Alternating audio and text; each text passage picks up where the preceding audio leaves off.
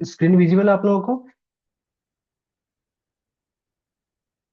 Yes sir. Yes. Thank you.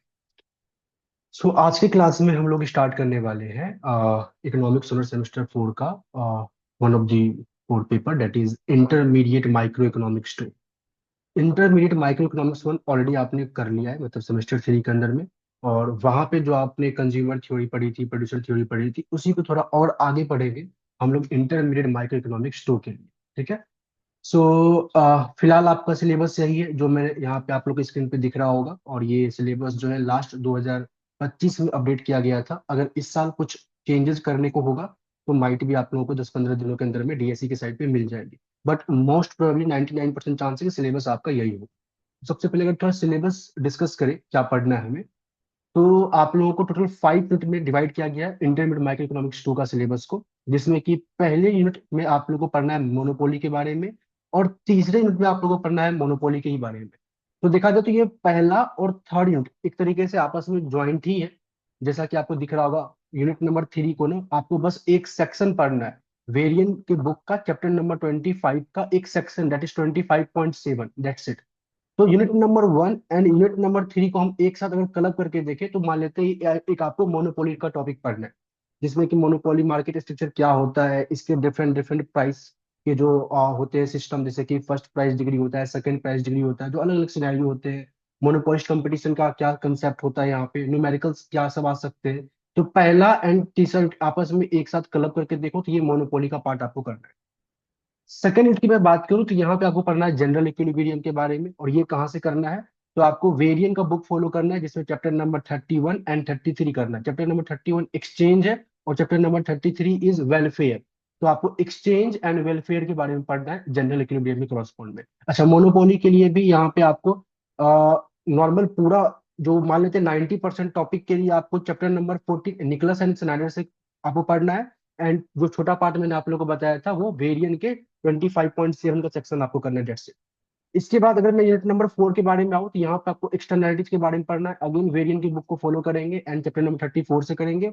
और public goods के हम लोग करेंगे अगेन वेरिएंट से, जो कि चैप्टर नंबर 36 होगा।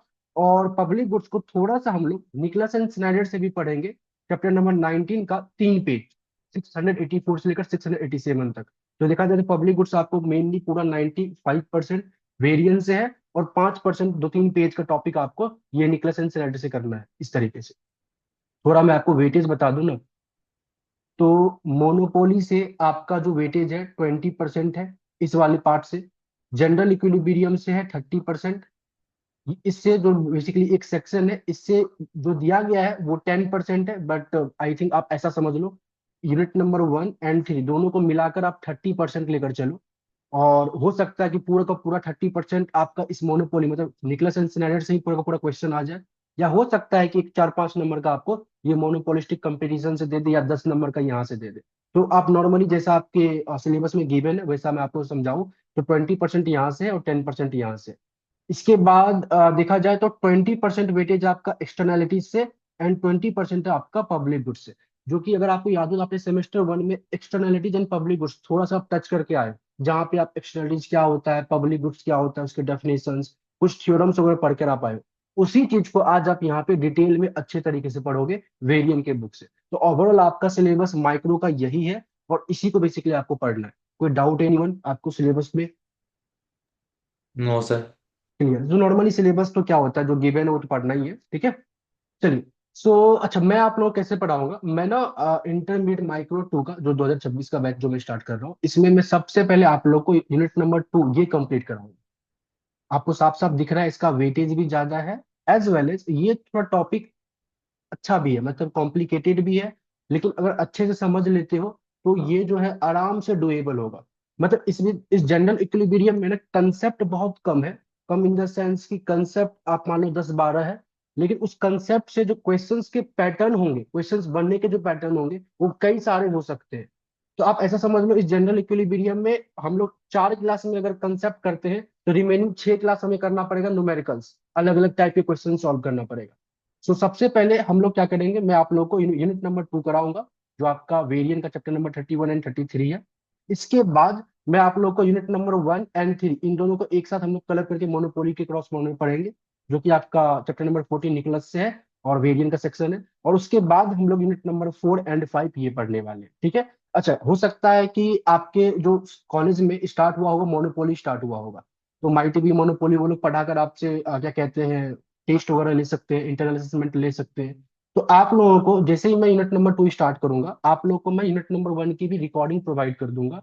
और ये बहुत बढ़िया रिकॉर्डिंग बना हुआ है, लास्ट ईयर का जो मैंने लाइव क्लासेस ली हुई थी उन्हीं की रिकॉर्डिंग में प्रोवाइड करूंगा, जिसमें बहुत डिटेल में मैंने पढ़ा है chapter number 14 Nicholas and Snyder का। तो आपको कहीं पे कोई प्रॉब्लम नहीं आएगा, आपके इंटरनल में कोई भी प्रॉब्लम नहीं आएगा। तो पहले हम लोग करेंगे यूनिट नंबर 2, फिर करेंगे यूनिट नंबर 1 एंड 3, फिर 4 एंड 5। लेकिन जब मैं यूनिट नंबर 2 करूंगा तो आपको साथ साथ में मोनोपोली की क्लासेस प्रोवाइड कर दूंगा, सो दैट कि आपका इंटरनल असेसमेंट में कोई प्रॉब्लम ना आए। क्लियर है यहाँ तक? Yes sir. Yes sir. ठीक है, कुछ पूछना है एनीवन? सर जैसे हमारे यस। कॉलेज में मोनोपोली वाला ही शुरू किया है, ठीक है। तो सर उसमें जो भी कंडीशन है वो थोड़ा थोड़ा लिंक होती है परफेक्ट कंपटीशन की, मतलब सर नॉलेज होनी चाहिए, जो यूनिट ठीक है। लास्ट यूनिट थी प्रोड्यूसर की। सर ठीक वो है। वाली वीडियोस मिल जाएंगी सर? हाँ, वो भी मैं प्रोवाइड, जो भी टॉपिक में आपको डाउट आ रहा होगा ना, आप मेरे को अगर टेक्स्ट कर देना कि सर ये टॉपिक है, मैं उसकी रिकॉर्डिंग आप लोग को वीडियो पे एप्लीकेशन पे प्रोवाइड कर दूंगा। यस सर, वो लास्ट यूनिट चाहिए, हाँ। वो अभी के लिए तो वही है। हाँ, जो भी थैंक आपको चाहिए होगा, जैसे लेटर सपोज जो भी एनरोल वाले बच्चे हैं, अगर आपको माइक्रो इकोनॉमेटिक्स मैक्रो पढ़ने में कहीं पे भी सेमेस्टर 2 सेमेस्टर 3 सेमेस्टर 1 का कोई भी टॉपिक आपको लगता है कि नहीं, मुझे रिवाइज करना चाहिए या मुझे रिवाइज करना पड़ेगा, तो आप डायरेक्टली मेरे से मांग सकते हो, मैं उसको एप्लीकेशन पे अपलोड कर दूंगा और वहां से आप इसको कवर कर सकते हो, ठीक है। चलिए, यस सर। तो बाकी सर मैंने जो इस बार मोनोपोली कराया माइक्रो है का ना। पेपर का यस राजकुमार, हाँ। सर इस बार माइक्रो के पेपर का सिलेबस छोटा है क्या? हमारे प्रोफेसर जैसा बोल रहे थे। छोटा? नहीं नहीं, पिछले बार से बड़ा है, छोटा नहीं है, बड़ा है। मतलब देखो, इस बार माइक्रो के सिलेबस में टॉपिक कम है, लेकिन क्वेश्चंस के पैटर्न अच्छे अच्छे बन सकते हैं। मेनली आपको ना ये सेकेंड यूनिट जो दिख रहा है ना, आपको इस पे ज्यादा ध्यान देना है। अगर ये आप अच्छे से कर लेते हो तो फिर बाकी के यूनिट आपका आराम से हो जाएगा। तो प्रोफेसर कुछ इस पर्टिकुलर पॉइंट ऑफ व्यू से कर रहे होंगे कि जो टॉपिक्स है ना वो बहुत कम है, मतलब topics in compare to semester 3 कम है, लेकिन टॉपिक से बनने वाले क्वेश्चन कई सारे हो सकते हैं। क्लियर? Yes sir. ठीक है, जैसे लेटर सपोज मैं जनरल इक्विलिब्रियम की बात करूं, जब आप 31 चैप्टर नंबर 31 आप पढ़ोगे ना, तो ये 3 4 क्लास में आपका कंसेप्ट कवर हो जाएगा, ठीक है। लेकिन इस कंसेप्ट से जो बनने वाला न्यूमेरिकल्स होगा, उसके लिए 5 6 क्लासेस हम लोग को करनी पड़ेंगे, तब जाके आप समझ पाओगे कि कैसे ये जो कंसेप्ट है यूज हो रहा है न्यूमेरिकल्स में। और पेपर में कभी भी डायरेक्टली आपके वेरिएंट के बुक से क्वेश्चन नहीं आता, वो जैसे मन तैसे आपको क्वेश्चंस पूछते हैं, तो आपको हर एक तरीके से प्रिपेयर होना है अच्छे तरीके से।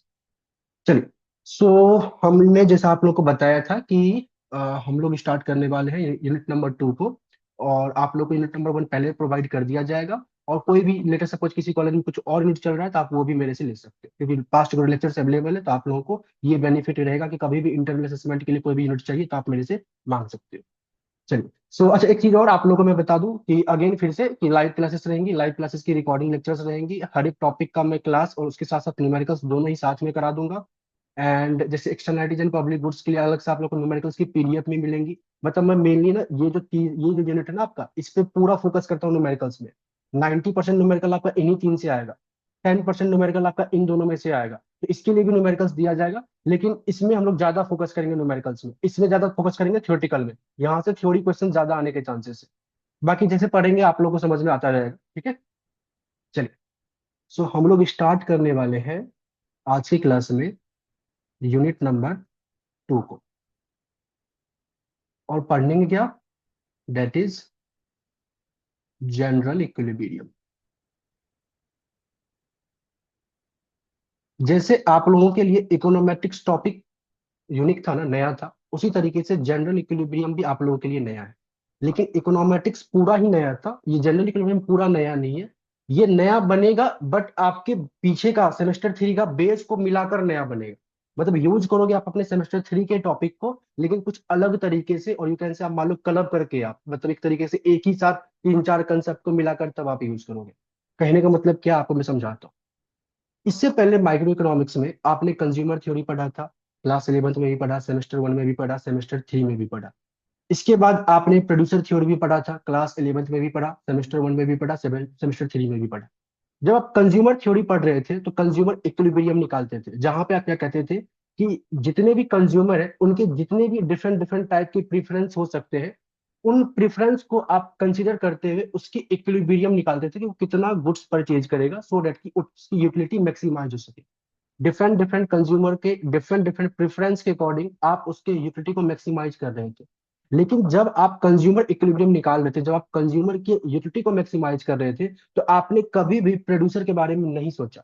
आप बस इतना सोच रहे थे कि कंज्यूमर कितना गुड एक्स का यूनिट लेगा, कितना गुड वाई का यूनिट लेगा, अगर मान लेते हैं दो ही गुड्स है, सो दैट की कंज्यूमर की यूटिलिटी मैक्सिमाइज हो सके। सिमिलरली जब आप प्रोड्यूसर थ्योरी पढ़ रहे थे तो ऑन द टाइम आप क्या करते थे कि आप बस प्रोड्यूसर के पॉइंट ऑफ व्यू से देख रहे थे कि जो भी डिफरेंट डिफरेंट टाइप ऑफ हमारे पास प्रोडक्शन फंक्शन है, उस प्रोडक्शन फंक्शन को कंसीडर करते हुए आप क्या करते थे, प्रॉफिट को मैक्सिमाइज करते थे। मतलब कितना मैं गुड एक्स गुड वाई में निकालू सो दैट की प्रॉफिट मैक्सिमाइज हो, कितना मैं लेबर एंड कैपिटल का यूज करूँ सो दैट की प्रॉफिट मैक्सिमाइज हो। तो मतलब जब आप प्रोड्यूसर थ्योरी पढ़ रहे थे तो हमेशा आप प्रोड्यूसर के प्रॉफिट को मैक्सिमाइज कर रहे थे और उसी से कोई भी आप वेरिएबल निकालते थे। लेकिन कभी भी आप ये कंसीडर नहीं करते थे कि ऑन दैट टाइम कंज्यूमर को क्या होगा। मतलब कि अगर मैं प्रोड्यूसर के प्रॉफिट को मैक्सिमाइज कर रहा हूं, मैं ये बोल रहा हूँ कि अगर प्रोड्यूसर गुड एक्स इतना बनाएगा, गुड वाई इतना बनाएगा, तो उसकी प्रॉफिट मैक्सिमाइज होगी। तो बट उस गुड एक्स पे और गुड वाई पे, गुड एक्स की क्वांटिटी एंड गुड वाई की क्वांटिटी पे कंज्यूमर का क्या होगा, ये आप कभी कंसिडर नहीं करते थे। तो सिंपल सी बात ये है कि कंज्यूमर इक्विलिब्रियम के टाइम पे आप सिर्फ और सिर्फ एज ए कंज्यूमर की तरह सोचते थे। प्रोड्यूसर इक्विलिब्रियम के टाइम पे आप सिर्फ और सिर्फ एज ए प्रोड्यूसर सोचते थे। और उस टाइम पे जो आप इक्विलिब्रियम निकालते थे, उस इक्विलिब्रियम को लोग कहते हैं पार्शियल इक्विलिब्रियम। मतलब आज से पहले जो आपने इक्विलिब्रियम निकाला था, कंज्यूमर इक्विलिब्रियम या प्रोड्यूसर इक्विलिब्रियम, उस टाइप के इक्विलिब्रियम कहते हैं हम लोग पार्शियल इक्विलिब्रियम। और वो किसके द्वारा दिया गया था? आपने शुरुआत में पढ़ा हुआ consumer theory given by Alfred Marshall. मतलब एल्फ्रेड मार्शल जो इकोनॉमिक्स थे, उनके द्वारा दिया गया था कौन सा? Partial equilibrium. लेकिन आज जब हम जनरल इक्विलिब्रियम की बात करेंगे तो आज क्या होगा, आज हम पूरे इकोनॉमी को एक साथ देखेंगे, पूरे इकोनॉमी को एक पर्टिकुलर एक सिंगल मार्केट में देखेंगे, जहां पे हमें कंज्यूमर को भी ध्यान में लेके चलना है, प्रोड्यूसर को भी ध्यान में लेके चलना है, और दोनों को साइमल्टेनियसली इक्विलिब्रियम में लेके आना है। और इस पर्टिकुलरली सिनेरियो को हम लोग कहते हैं जनरल इक्विलिब्रियम, जो कि किसके द्वारा दिया गया है? तो लियोन वार्नस, लियोन वार्नस। आगे चल के आप इस पर्टिकुलर नाम पे, मतलब से जनरल इक्विलिब्रियम भी कहा जाता है, इसी चीज को वालरस इक्विलिब्रियम भी कहा जाता है। और आगे चल के आप वालरस लॉ भी पढ़ोगे, मतलब इस पर्टिकुलर नाम पे कई सारे लॉ एंड थ्योरम भी पढ़ोगे। तो जैसे पार्शियल इक्विलिब्रियम एल्फ्रेड मार्शल के द्वारा दिया गया था, उसी तरीके से जनरल इक्विलिब्रियम लियोन वालरस के द्वारा दिया गया है। और कई बार जनरल इक्विलिब्रियम की जगह पे वालरस इक्विलिब्रियम ये वर्ड भी यूज किया जाता है। तो जनरल इक्विलिब्रियम क्या होता है, इसका क्या बेसिक है, इसमें किसी को डाउट? एनीवन? क्लियर है सभी को? Yes sir. चलिए, वेरी गुड, Yes. क्लियर है। तो सबसे पहले मैं आप लोगों को थोड़ा सा बुक से अलग, अगर आपने मेरे से पढ़ा सेमेस्टर 1 से लेकर सेमेस्टर 3, तो कई बार आपने देखा होगा कि कई सारे टॉपिक को मैं थोड़ा सा अलग पहले बेस बनाता हूँ और फिर जाके आपके कंसेप्ट पे आता हूँ। सिमिलरली जनरल इक्विलिब्रियम एक नया टॉपिक है, तो पहले मैं थोड़ा सा अलग होकर आपको हर एक चीज का मतलब अपने लैंग्वेज में समझाऊंगा, और तब जाके आप बुक्स को फॉलो कर सकते हो। तब जाके मैं बुक्स पे आऊंगा कि बुक्स में एक्चुअली में क्या लिखा हुआ है, और नॉर्मली बुक्स में जो लिखा हुआ है उसी को मैं एक तरीके से सिंपल वे में आप लोगों को समझा रहा हूँ। ठीक है? तो सबसे पहले हम लोग जनरल इक्विलिब्रियम में जो पढ़ने वाले हैं, that is two into two model. इसको आप 2 बाई 2 मॉडल भी बोल लो, 2 इंटू 2 मॉडल भी बोल लो। अब ये 2 इंटू 2 मॉडल क्या होता है? इसमें पहला वाला जो टू है, इसका मतलब होता है we have only two factor of production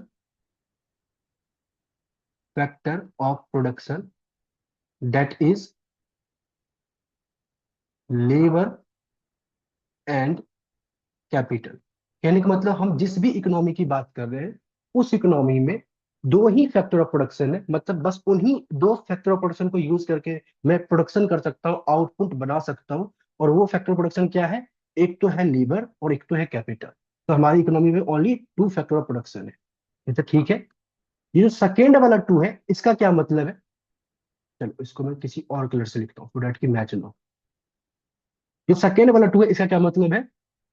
we produce, मतलब जो गिवन फैक्टर ऑफ प्रोडक्शन है लेबर एंड कैपिटल, उसको यूज करके we produce only two goods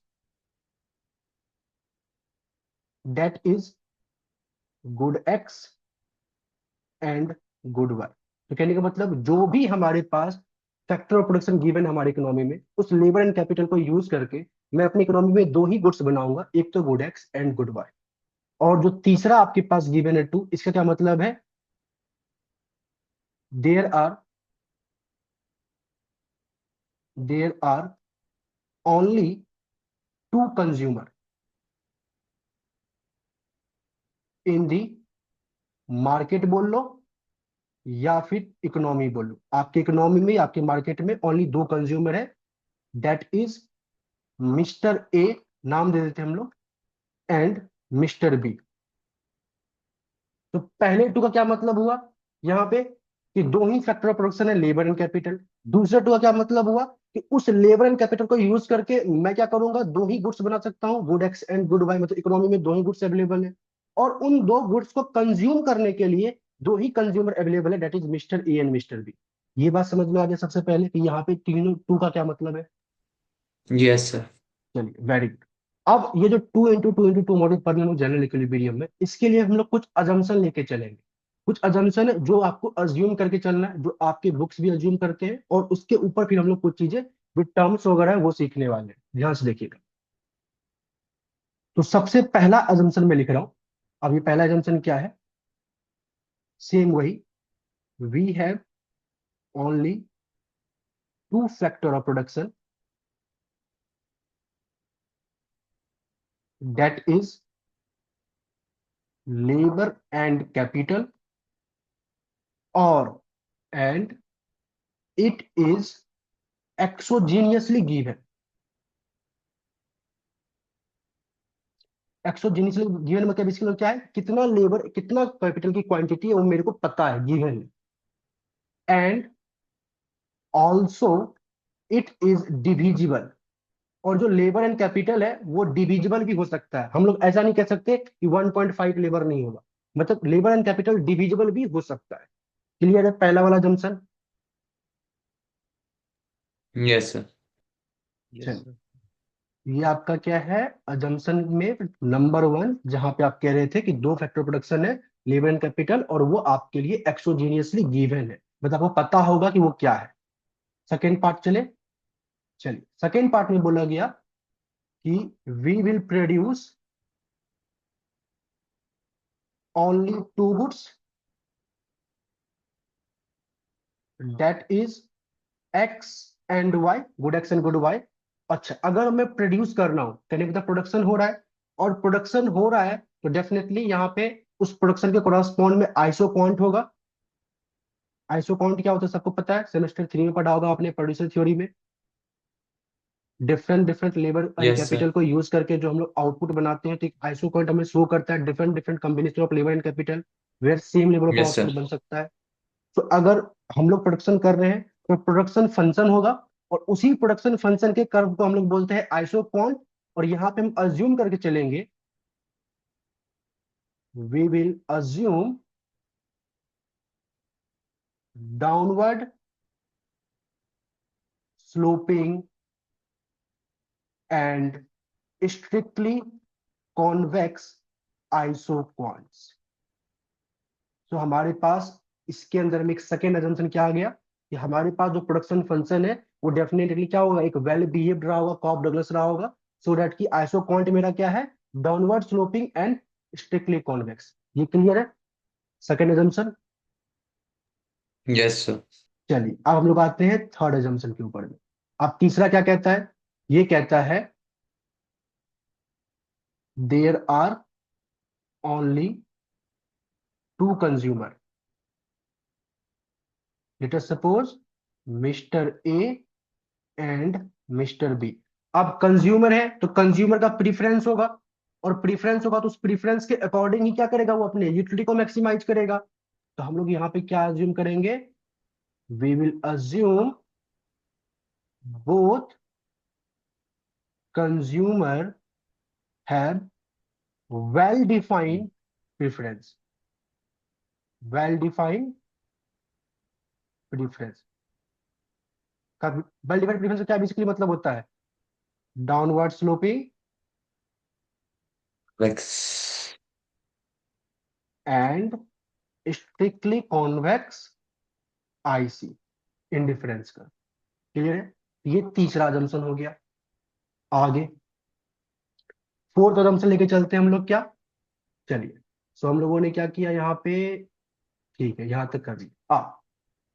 जो कंज्यूमर है हमारे पास, ऑब्जेक्टिव जो उनका होगा, objective of both consumer is maximise his utility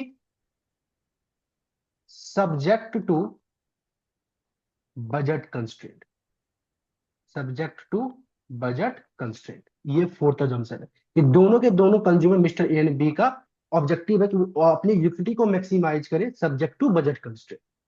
अब आते हैं हम लोग फिफ्थ पार्ट में। फिफ्थ पार्ट क्या कहता है कि जो ऑब्जेक्टिव है प्रोड्यूसर का, जो प्रोडक्शन कर रहा है, तो objective of firm is maximise profit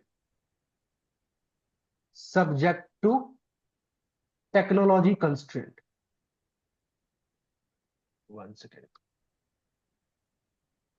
subject to technology constraint, this is the fifth assumption. इसके बाद सिक्स्थ अजम्पशन लेके चलेंगे। ये क्या कहता है कि जो भी land, not land, labour and capital हमारी इकोनॉमी में है, उसका मालिक ये जो दो कंज्यूमर है ना, ये जो दो लोग हैं ए एंड बी, यही दो होंगे।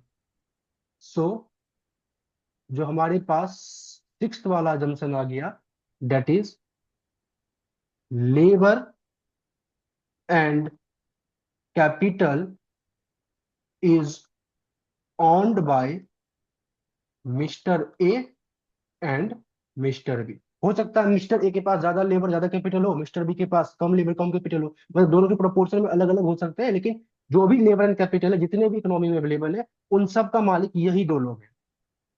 इसके बाद सेवेंथ पार्ट कि जो भी इनकम जनरेट हो रहा है, income generate from labour and capital, ठीक है, will fully spend by mister A and mister B during consumption, during consumption, जिसका बेसिकली मतलब आप इस तरीके से भी ले सकते हो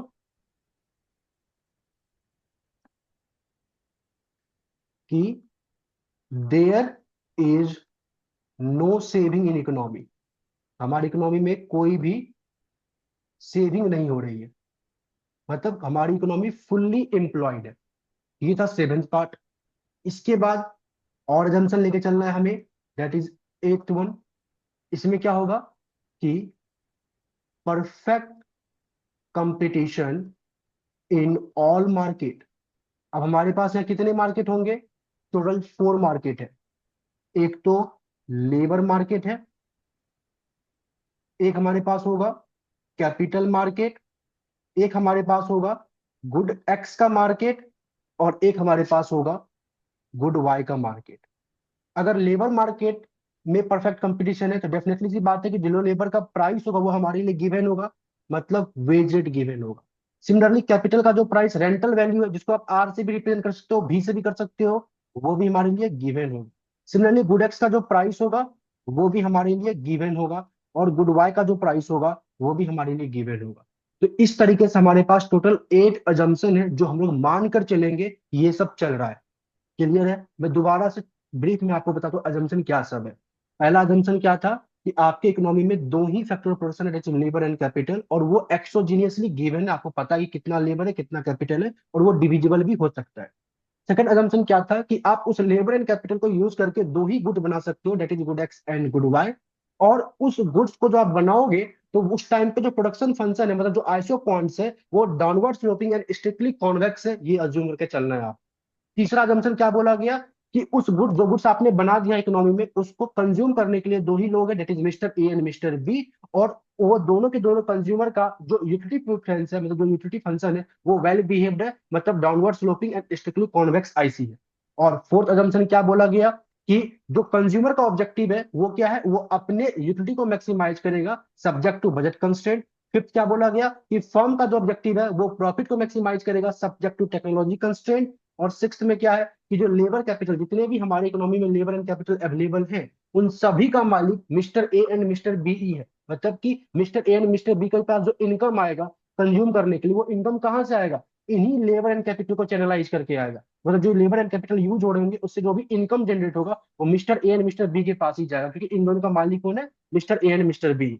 सेवंथ में आपने क्या बोला कि जो भी इनकम जनरेट हो रहा है वो mister A and mister be fully क्या करेगा, स्पेंड कर देगा कंजम्पशन पे। मतलब इकोनॉमी में कोई भी सेविंग नहीं हो रही है, फुल एम्प्लॉयड पे इकोनॉमी काम हो रहा है। और एट में क्या बोला गया कि जो भी मार्केट इकोनॉमी में है वो सारे के सारे परफेक्ट कंपटीशन में है, जहां पे मार्केट में जो भी सामान बिक रहा है उसका प्राइस आपके लिए गिवन होगा। ये आठों के आठों अजम्पशन आपको समझ में आए? Yes sir. क्लियर है? कोई है ऐसा जिसको इसमें से कोई भी कंजम्पशन में डाउट है? एनीवन? ठीक है। सिर्फ बहुत आराम आराम से समझना, अगर चीजों को समझोगे ना, जनरल जनरल इकोनॉमी के 4-5 क्लासेस अगर शुरुआत के आपने समझ लिए, फिर आराम से सारे क्वेश्चंस बनेंगे आप। और चीजें थोड़ा सा इन्वेस्टमेंट्स की अलग बात है। की ना। यस बताओ। Yes, no investment no saving. Okay sir. ठीक है। चलो, तो यहां तक ना मैंने आप लोगों को एक ओवरव्यू, एक अजम्पशन दिया, जो मान लेते हैं बुक में जो गिवन होगा वो आप यहाँ पे मैंने लिख दिया। अब मैं थोड़ा सा अपने तरीके से बताता हूँ कि एक्चुअली में जनरल इकोनॉमी में होगा क्या। तो मैं यहाँ से रफ वन, जिसका कोई यूज नहीं है, बस समझने के लिए मैं आपको समझा रहा हूँ, बता रहा हूँ। ठीक है। देखिए, मैंने बोला लेटर सपोज इकोनॉमी में लेबर एंड कैपिटल एक्सोजीनियसली गिवन था। आपको पता है इकोनॉमी में कितना लेबर है। लेटर सपोज इकोनॉमी में 100 लेबर है और कैपिटल कितना है, लेटर सपोज के इज इक्वल टू 50 कैपिटल है। क्लियर है? तो पहला स्टेप क्या होगा, यहाँ पे सबसे पहले बात कर रहे हैं हम लोग स्टेप वन। स्टेप वन में आप क्या करोगे, सिंस मेरे पास इकोनॉमी में 100 लेबर है, 100 कैपिटल है, तो मेरे को इस 100 लेबर एंड 100 कैपिटल को यूज करके ना क्या बनाना है, गुड एक्स बनाना है एंड गुड वाई बनाना है। इस लेबर एंड कैपिटल को यूज करके गुड एक्स बनाना है एंड गुड वाई बनाना है। अब सबसे पहला डिसीजन क्या लेना है, बीइंग ऑफ प्रोड्यूसर, मतलब पहले कौन काम करेगा, प्रोड्यूसर काम करेगा। वो उसको क्या काम करना है, उसको ये डिसीजन लेना है कि मैं कितना लेबर गुड एक्स के लिए यूज करूं, कितना लेबर मैं गुड वाई के लिए यूज करूं। सिमिलरली मैं कितना कैपिटल गुड एक्स के लिए यूज करूं, कितना कैपिटल मैं गुड वाई के लिए यूज करूं। और ये क्या हो रहा है, एक तरीके से आप ये बेसिकली एक कंडीशन से निकालोगे कि कितना लेबर एंड कितना कैपिटल मैं good X and good Y के लिए यूज करूं, so that there is efficiency in production. तो कहने का मतलब क्या है, ये क्या बोलेगा, मैं कितना लेबर गुड एक्स के लिए करूं यूज और कितना मैं गुड वाई के लिए यूज करूं। सिमिलरली कितना कैपिटल मैं गुड एक्स के लिए करूं और कितना कैपिटल मैं गुड वाई के लिए करूं। और ये हम लोग क्यों सोच रहे हैं, ये इसलिए सोच रहे हैं सो डैट कि हमारे इकोनॉमी में क्या हो जाए, so that there is efficiency in production. जो आप प्रोडक्शन करोगे उसमें एफिशिएंसी हो। और डेफिनेटली सी बात है, इसके लिए कोई ना कोई एक कंडीशन का आप यूज करोगे। अब वो कंडीशन क्या है वो अभी मुझे नहीं पता, वो तो हम लोग निकालेंगे ना, वो मुझे नहीं पता। तो कोई ना कोई एक कंडीशन को यूज करके आप ये डिसीजन लोगे कि इस लेबर एंड कैपिटल को मैं किस तरीके से चैनलाइज करूं between good X and good Y. अब मान लेते हैं उस कंडीशन का आपने यूज किया और आप उस तरीके से, आपको उस कंडीशन सपोज ये पता चला कि आप ऐसा करोगे कि 40 यूनिट लेबर गुड एक्स के लिए यूज करोगे और रिमेनिंग 60 यूनिट गुड वाई के लिए करोगे। और कैपिटल में 30 यूनिट करोगे लेटर सपोज आप गुड एक्स के लिए और 20 यूनिट करोगे गुड वाई के लिए। मान लेते हैं ये आपने इस कंडीशन को पता चल गया आपको, उस कंडीशन को आपने यूज किया और ये आपने एलोकेशन निकाल ली और इस एलोकेशन से आपके प्रोडक्शन में एफिशिएंसी हुआ और आप मान लेते हैं 1000 यूनिट ऑफ गुड एक्स बना सकते हो इस पर्टिकुलर एलोकेशन से, और later suppose 500 unit of good Y बना सकते हो इस पर्टिकुलर एलोकेशन से। यहां तक समझ में आया कि सबसे पहले आपने प्रोडक्शन किया good X and good Y को, और उस प्रोडक्शन के लिए आपने क्या किया है, प्रोडक्शन में एफिशिएंसी को लेकर आप आए हो कि कितना लेबर एंड कैपिटल को मैं एलोकेट करूं सो दैट कि मेरे लिए good X and good Y एक एफिशिएंट यूनिट प्रोड्यूस हो सके। क्लियर? ये पहला स्टेप था यस आपका। सर। अब जैसे ही इकोनॉमी में आपके पास good X and good Y आ गया, मतलब 1,000 गुड एक्स बन गया है, 500 गुड वाई बन गया है। अब इसको कंज्यूम करने के लिए आपके इकोनॉमी में कौन कौन है? इसको कंज्यूम करने के लिए इकोनॉमी में दो लोग हैं, एक तो है मिस्टर ए और दूसरा कौन है? Mister B. अब काम आता है सेकेंड स्टेप, स्टेप 2। ये क्या करेगा कि अब जाके मिस्टर ए गुड एक्स को कितना कंज्यूम करे और गुड वाई को कितना कंज्यूम करे, सो डेट कि मिस्टर ए की यूटिलिटी मैक्सिमाइज हो सके। Similarly mister be good x को कितना कंज्यूम करे एंड गुड वाई को कितना कंज्यूम करे, सो डेट कि मिस्टर बी की क्या हो, यूटिलिटी मैक्सिमाइज हो सके। तो अब आप क्या करोगे, अपने कंडीशन को यूज करके आप इस जो गुड एक्स है इसको एलोकेट करोगे कि कितना किसको देना चाहिए। सिमिलरली गुड वाई जो है किसको कितना देना चाहिए, ये आप करोगे यहाँ पे। अच्छा, अब यहाँ पे ये क्यों कर रहे हो? इसके लिए क्या कर, मतलब यहाँ पे क्या कंसेप्ट है? अगर आप ऊपर कर रहे थे प्रोडक्शन को एफिशिएंसी लाने के लिए, तो यहाँ पे इसको क्यों कर रहे होगे आप? So that there is efficiency in consumption. मतलब कि गिवन जो कंज्यूमर है उसका यूटिलिटी सब मैक्सिमाइज हो सके और आपके कंजम्पशन में एफिशिएंसी आए। डेफिनेटली सी बात है, ये भी पर्टिकुलरली किसी न किसी कंडीशन पे ही होगा। मतलब कोई ना कोई कंडीशन को ही यूज करके आप यहाँ पे लेके आओगे। आप जो कंडीशन लगाओगे तो हो सकता है कुछ इस तरीके से आपके पास रिजल्ट आ जाए। क्या रिजल्ट आ जाए? तो आप क्या करोगे, मान लेते हैं 500 गुड एक्स इसको दे दोगे, 500 इसको दे दोगे, इस 500 में 300 इसको दे दोगे, 200 इसको दे दोगे। मतलब कोई भी कंडीशन लगा के आपने ये क्या निकाला, यूनिट निकाल लिया। आप स्टेप 1 में प्रोडक्शन को एफिशिएंसी में लेके आ रहे हो, स्टेप नंबर 2 में कंजम्पशन को एफिशिएंसी में लेके आ रहे हो। अब जब इन दोनों को आप एक साथ एफिशिएंसी में लेके आओगे, साइमल्टेनियस इक्विलिब्रियम लेके आओगे, तो उस पर्टिकुलर चीज को हम लोग बोलते हैं जनरल इक्विलिब्रियम, जो यहाँ पे वर्ड लिखा गया है। क्लियर हुआ? जब मैं इस यस सर। पूरे को एक साथ लेकर देखूंगा तो मेरे पास क्या आएगा, जनरल इक्विलिब्रियम आ जाएगा। यहां तक में किसी को डाउट है एनीवन? जनरल इक्विलिब्रियम में हो क्या रहा होता है? No sir. चलिए, साइमल्टेनियस जब इक्विलिब्रियम हम लोग देख के चलेंगे। अच्छा, जो साइमल्टेनियस इक्विलिब्रियम आएगा उसको हम लोग पैरेटो एफिशिएंट भी बोलते हैं। पैरेटो एफिशिएंट किसको बोलेंगे? जहां पे प्रोड्यूसर भी इक्विलिब्रियम पे हो, there is equilibrium in the production, there is equilibrium in the consumption, और ये सब साइमल्टेनियसली जब हो रहा होगा तो उस टाइम पे जो भी इक्विलिब्रियम आएगा उसको हम लोग पैरेटो एफिशिएंट इक्विलिब्रियम कहते हैं। ये बात समझ में आया? Yes sir. सर इसका मतलब कि प्रोड्यूसर मार्केट और कंज्यूमर मार्केट में हम लोग कंस्ट्रेंट ऑप्टिमाइजेशन का यूज करेंगे ना? डेफिनेटली, वो जब क्वेश्चन आएगा तो उस टाइम पे देखेंगे। या नॉर्मली कुछ अजम्पशन लेकर काम कर रहे हैं। Okay sir. अजम्पशन हमारे पास क्या थे कि हमारे पास लेबर एंड कैपिटल पहले से गिवन था और उसी से हम सब एलोकेट कर रहे हैं। That's it.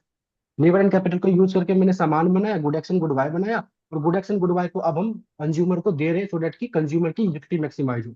और good X and good Y हम लोगों ने इस तरीके से बनाया सो डेट की प्रॉफिट फॉर्म्स के प्रॉफिट मैक्सिमाइज हो। क्लियर? यस। सर ऐसे भी चलिए, तो सिचुएशन आ सकती है कि लाइक एक ही अपनी कंजम्पशन ऐसी हो, उसके जो हमारा इक्विलिब्रियम बैठ रहा है तो वो बी की इक्विलिब्रियम नहीं बैठ पा रहा है, वो इतना नहीं कंजम्पशन ले रहा हो। नहीं, वही चीज तो आपको लेके आना है कि सो डेट की दोनों ही कंज्यूमर का यूटिलिटी मैक्सिमाइज हो सके। यही तो आपको करना है ओके सर। इक्विलिब्रियम पे, दोनों ही कंज्यूमर को, तो ऐसे क्रिएट करना है सिचुएशन को जहां पे दोनों ही कंज्यूमर दोनों। और जो, अच्छा एक बात बताओ, क्या मैं कह सकता हूँ अगर land, sorry not land, labour and capital का मालिक mister A and mister B है, तो जो सामान बन रहा होगा वो भी mister A and mister B के क्रॉसपोंड में ही बन रहा होगा, वही उनके मालिक भी होंगे। यस और सर। वो सामान mister A and mister B के लिए क्या, किस फॉर्म में रहेगा? कंजम्पशन के फॉर्म में रहेगा या एंडोमेंट के फॉर्म में रहेगा? सेमेस्टर 3 रिकॉल करो, एंडोमेंट के फॉर्म में रहेगा। मतलब ये जो गुड एक्स हो सकता है ऐसा कि इस पूरे गुड एक्स का मालिक ए हो और उस पूरे गुड वाई का मालिक बी हो, लेकिन ये जो वो मिस्टर ए है वो सिर्फ और सिर्फ गुड एक्स को कंज्यूम नहीं करना चाहता, और जो मिस्टर बी है वो गुड वाई को कंज्यूम नहीं करना चाहता, तो वो आपस में ट्रेड करके ये बांट लेगा। तो इस टाइम पे जो भी सामान ये बना है ये एक तरीके से एंडोमेंट की तरह ट्रीट किया जाएगा, और उसको फिर जाके ये लोग क्या करेंगे, सॉल्व करके आपस में फिर इक्विलिब्रियम लेकर आएंगे। ये तो करते थे सेमेस्टर 3 के अंदर में, बाइंग एंड सेलिंग कंसेप्ट आ जा रहा है। Yes sir. चलो, यस सर। तो ये अगर आपको समझ में आ गया। और पैरेटो एफिशिएंट क्या कहते हैं, जहां पे प्रोडक्शन में भी इक्विलिब्रियम आ जाए, कंजम्पशन में भी इक्विलिब्रियम आ जाए, जब साइमल्टेनियस इक्विलिब्रियम लेवल लेके चल रहे होते हैं, उस टाइप के इक्विलिब्रियम हम लोग कहते हैं व्हाट, पेरिटो एफिशिएंट इक्विलिब्रियम। चलिए, अब ये समझ में आ गया, तो हम लोग क्या करेंगे? यस कुशल, सॉरी करण, क्या डाउट है? सर मतलब इसमें ये है कि हम कितना लेबर और कैपिटल यूज करेंगे कि हमारा गुड एक्स और गुड वाई मैक्सिमाइज हो, और फिर ठीक है, उसके बाद कि हम कि जो मिस्टर ए और मिस्टर बी है वो कितना कितना गुड एक्स और गुड वाई यूज करेंगे कि उनकी यूटिलिटी मैक्सिमाइज हो। ठीक। इसमें जो पहले आपने बोला उसमें थोड़ा सा मैं आपको ठीक करा देता हूँ। मेरे को गुड एक्स गुड वाई को मैक्सिमाइज नहीं कराना है, मेरे को good X and good Y के लिए मैं कितना लेबर एंड कैपिटल का एलोकेशन किस तरीके से करूंगा, सो डेट की प्रोडक्शन में एफिशिएंसी आए, मतलब प्रॉफिट मैक्सिमाइज। Okay sir. ठीक है, चलो। Yes sir. तो कहने का मतलब, दो अगर रिसोर्सेज है और उससे बस दो ही गुड्स बन सकते हैं, तो मेरे को यही तो डिसीजन लेना है कि कितना गुड्स को कितना बनाना है। क्लियर, कौन से गुड्स को कितना बनाना है, और उस डिपेंड करता है कि मैं कौन से गुड्स के लिए कितना रिसोर्सेस, लेबर एंड कैपिटल का यूज कर रहा हूँ। ओके, यहाँ तक क्लियर है? Yes sir. चलिए, तो अब हम लोग क्या करेंगे, बारी बारी से चीजों को पढ़ेंगे। सबसे पहले जो स्टेप वन था, जहां पे हम प्रोडक्शन को इक्विलिब्रियम पे लेकर आते थे, एफिशिएंसी करते थे, पहले ये सीखेंगे कि कैसे हम लोग प्रोडक्शन में इक्विलिब्रियम लेकर आएंगे। फिर जाके हम लोग स्टेप नंबर 2 पढ़ेंगे, जहां पे हम लोग कंजम्पशन को इक्विलिब्रियम पे लेके आएंगे, और उसके बाद फिर हम लोग उन दोनों को साइमल्टेनियसली क्लब करके देखेंगे। मतलब सबसे पहले हम लोग देखने वाले हैं, that is equilibrium in production, कि प्रोडक्शन में कैसे इक्विलिब्रियम आएगा।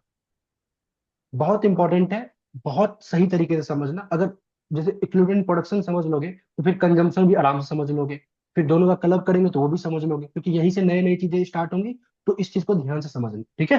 देखिए, डेफिनेटली सी बात है, आज की क्लास में हम लोग प्रोडक्शन को इक्विलिब्रियम लेके नहीं आ सकते, क्योंकि मैं कुछ टर्म्स आप लोग को बहुत आराम आराम से समझाना चाहता हूँ। देखिए कैसे, मैंने बोला सबसे पहले कि हम लोग ना यहाँ पे रफ वर्क कर रहे हैं, कोई जरूरत नहीं है इसका, मतलब एग्जाम में और आपके बुक में भी गिवन नहीं, मैं बस समझा रहा हूँ।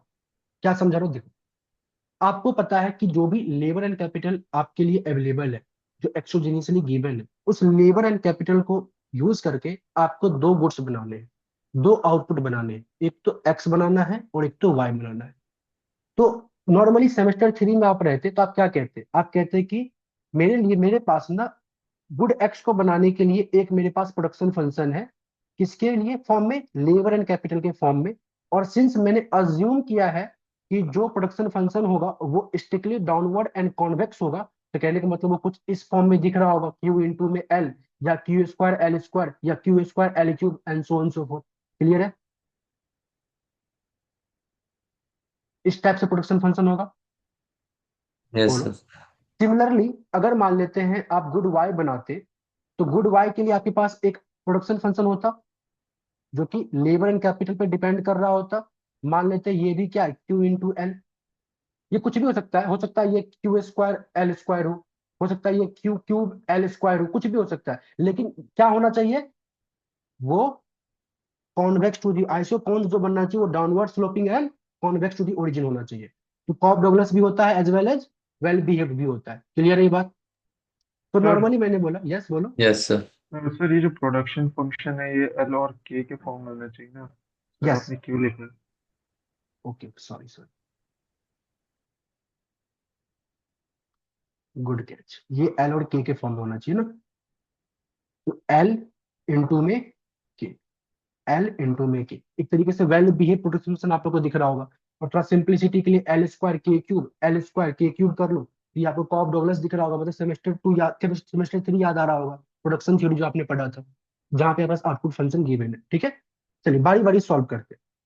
अब आप क्या करते थे, जब आपके पास यहाँ पे ये Cobb Douglas production function given होता था, तो आप यहाँ पे इस चीज को सॉल्व करने के लिए एक इक्विलिब्रियम कंडीशन का यूज करते थे। आप क्या बोलते थे कि इक्विलिब्रियम कंडीशन वहां पे आएगा जहां पे स्लोप ऑफ आइसोकॉन्ट्स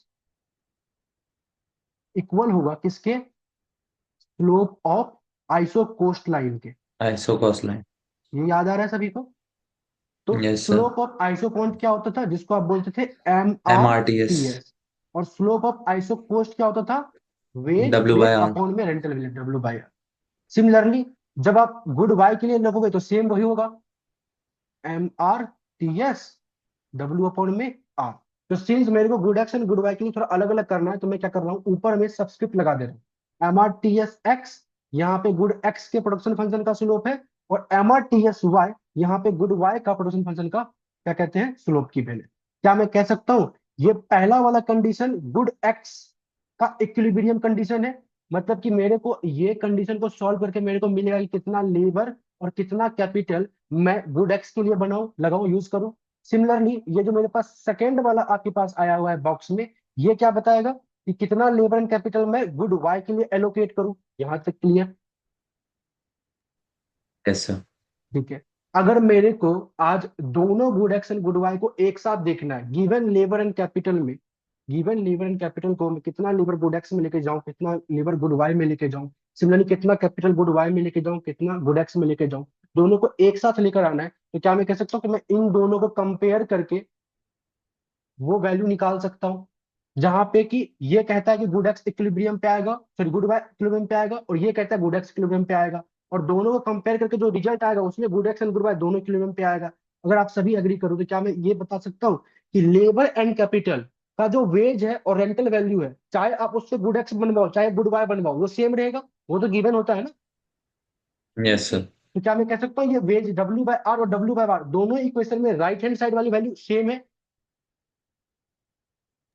और यस सर। दोनों में अगर राइट हैंड साइड वाली वैल्यू सेम है तो क्या मैं कह सकता हूँ कि दोनों के लेफ्ट हैंड साइड भी सेम ही होगा।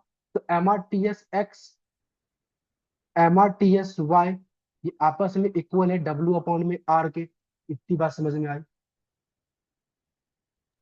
Yes sir.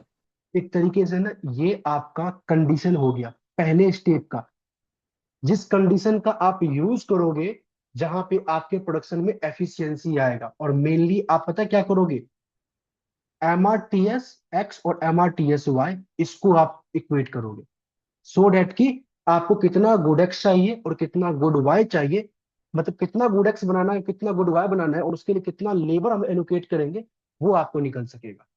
तो कहने का मतलब ये मेरे लिए स्टेप वन का जो मैंने कंडीशन बताया था आप लोगों को, यहाँ पे कोई भी कंडीशन लगेगा, वो कंडीशन बस मैंने डिराइव किया है, अभी तक इक्विलिब्रियम पे आया नहीं है, बस मैंने कंडीशन डिराइव किया है कि अगर मेरे को अगर दो प्रोडक्शन फंक्शन गिवन है दो गुड्स के करस्पॉन्ड में, तो दोनों गुड्स में कितना मैं लेबर एंड कैपिटल को एलोकेट करूंगा, उसके लिए जो कंडीशन यूज होगी वो ये होगा। क्लियर? यहाँ यस तक सर। सही? चलिए अब यहाँ तक सही है, तो थोड़ा सा मैं ऐसा करता हूँ, इसको थोड़ा और नीचे लेके आता हूँ, ये क्योंकि निकाल चुके हैं, और इससे पहले थोड़ा और करते हैं कुछ काम। क्या काम करने वाले हैं, मैंने बोला कि जब आप आउटपुट को डायग्राम पे लेके आओगे गुड एक्स का इक्विलिब्रियम, सिमिलरली जब आप गुड वाई के इक्विलिब्रियम को डायग्राम पे लेके आओगे, तो आपने सेमेस्टर 3 में कुछ ऐसा सीखा होगा, आप बोलते होगे कि ये मेरे पास जो है एक आइसो कोस्ट लाइन है, सिमिलरली यहाँ पे भी गुड वाई के कॉरस्पॉन्ड में भी मेरे पास क्या आएगा, एक आइसो कोस्ट लाइन आएगा। इसके बाद आइसो क्वांट आप बनाते थे, मान लेते एक ये आइसो पॉइंट है, एक आइसो पॉइंट पे आउटपुट सेम रहता है, मान लेते x1 बनेगा, different different labour and capital के कॉम्बिनेशन को यूज करके।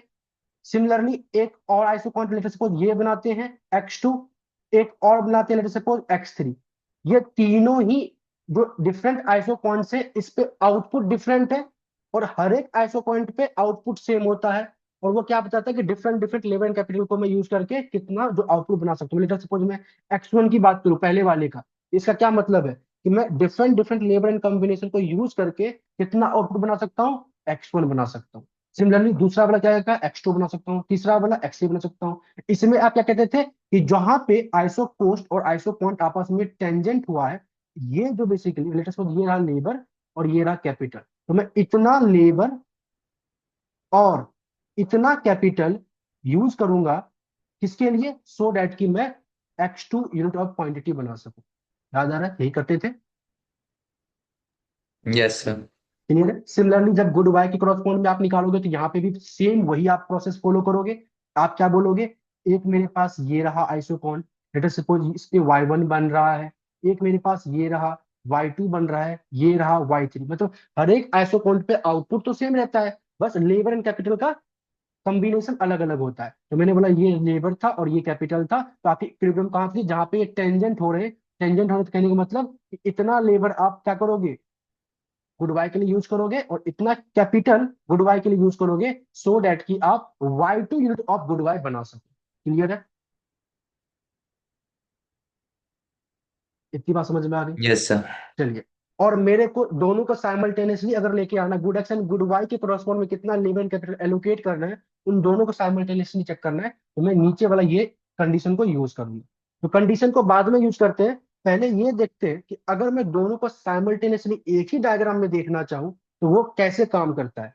देखिएगा, बहुत ध्यान से इस चीज को समझिएगा। मैंने बोला कुछ इस तरीके से, गुड एक्स का ये ओरिजिन है, जहां पे मैं ये डिसाइड करूंगा कि मैं कितना लेबर यूज करूं और कितना कैपिटल को यूज करूं, सो डैट कि मैं किसी particular unit of good x को बना सकूं। तो मेरे पास क्या होगा, डिफरेंट डिफरेंट गुड एक्स के करस्पॉन्ड में आइसोकॉन्ट्स होंगे, क्योंकि मेरे पास गुड एक्स का जो प्रोडक्शन फंक्शन है वो क्या है, well behaved you can say cough Douglas है, जो downward sloping convex to the origin है। तो मैंने कुछ इस तरीके से डायग्राम ड्रॉ किया। मतलब मेरे पास एक ये है आइसोकॉन्ट जिसपे आउटपुट बन रहा होगा x1, एक ये है आइसोकॉन्ट जिसपे आउटपुट बन रहा होगा x2, and so on so fourth. क्या मैंने इसी सेम डायग्राम को ड्रॉ किया है, बस आइसो कोस्ट लाइन को नहीं बनाया है, बाकी मैंने सेम वही किया है, ये लेबर ये कैपिटल और ये iso cost iso cost isoquant. Clear है? ये लेबर ये यस सर। कैपिटल और ये आइसोकॉन्ट। क्लियर है? अब मेरे को ना इसी डायग्राम पे गुड वाई का भी लेबर कैपिटल और आइसोकॉन्ट को रिप्रेजेंट करना है सेम डायग्राम पे। तो मैं क्या करूंगा, ध्यान से देखो, आप एक बार क्या करो, अपने पेन पेपर अगर आपने लेके बैठा है तो आप ये वाला डायग्राम को ड्रॉ करो। डायग्राम कौन सा ड्रॉ करना है आपको, ये वाला। चलो मैं नीचे फिर से करता हूँ, स्क्रीन पे भी देख सकते हो। मैंने बोला गुड वाई के लिए जब मैं बनाऊंगा ना, तो एक तरीके से ये रहेगा लेबर, ये यहां मैं लिखूंगा कैपिटल, ये गुड वाई का ओरिजिन होगा, और इस पे गुड वाई का हमारे पास आइसोकॉन्ट्स आएंगे। लेकिन मैं इसको हूबहू ऐसे इस पे कोइंसाइड तो नहीं कर सकता, कोइंसाइड करूंगा तो कोई मतलब ही नहीं बनेगा। मैं क्या कर रहा हूं, इसको मैं इस पर्टिकुलर डायग्राम को पलट दे रहा हूं, मतलब उल्टा कर दे रहा हूं। अगर मैं उल्टा कर दूंगा तो क्या मैं कह सकता हूं कि ये जो ओरिजिन है गुड बाय का वो यहां पे आ जाएगा, ये लेबर यहां आ जाएगा और ये कैपिटल यहां आ जाएगा। कहने का मतलब ये है कि मैंने एक और एक्सिस तैयार किया, बट ये वाला एक्सिस थोड़ा उल्टा है। कुछ इस तरीके से मैंने पलट दिया।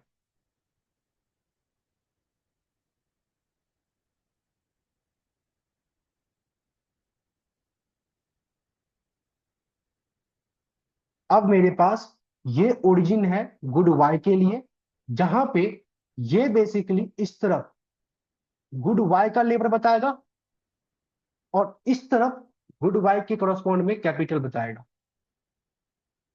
बोलो क्या यही होगा सिनेरियो? अगर मैं इस डायग्राम को पलट दूं तो, रिवर्स कर दूं तो, ये बात सबको समझ यस में आ सर। गया? चलिए, अब ये बात सबको समझ में आ गया, अगेन स्क्रीन पे आप ध्यान दीजिए आप लोग। क्या मैं कह सकता हूं, अगर मैं गुड एक्स के पॉइंट ऑफ व्यू से देखूं तो गुड एक्स के लिए जो लेबर का डायरेक्शन है वो इधर है, जितना आगे बढ़ोगे उतना गुड एक्स के लिए लेबर मिलेगा, इंक्रीज होता रहेगा। और कैपिटल का डायरेक्शन ऐसे है, जितना ऊपर जाओगे उतना कैपिटल बढ़ेगा। क्लियर? मतलब गुड एक्स के लिए इस डायरेक्शन में लेबर बढ़ रहा है और इस डायरेक्शन में कैपिटल बढ़ रहा है। इतनी बात समझ में आ रही है? और यस सर। गुड वाई के लिए इस डायरेक्शन में लेबर बढ़ रहा है और इस डायरेक्शन में कैपिटल बढ़ रहा है। इतनी बात समझ में आ रही है? यस। चलिए, अब इतनी बात समझ में आ गई। तो मैंने बोला कि पहले तो मैंने क्या किया था, आइसो क्वांट बनाया था गुड एक्स क्रॉसपॉन्ड में। अब मैं आइसो क्वांट, अच्छा, जब मैंने ये डायग्राम पलटा है तो एक्सिस जब पलट हुआ तो ये जो आइसो क्वांट है ये भी तो पलट जाएगा। ये अगर पलट जाएगा तो कुछ ऐसा बनेगा,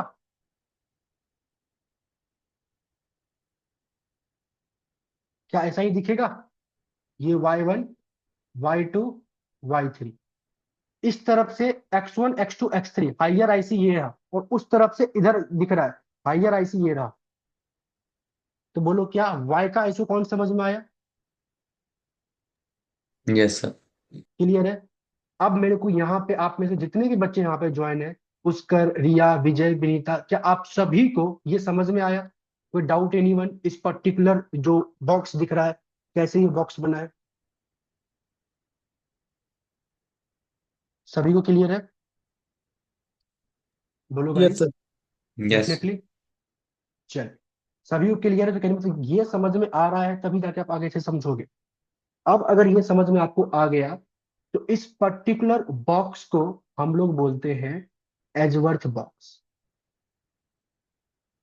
एजवर्थ बॉक्स, इस बॉक्स का क्या नाम है?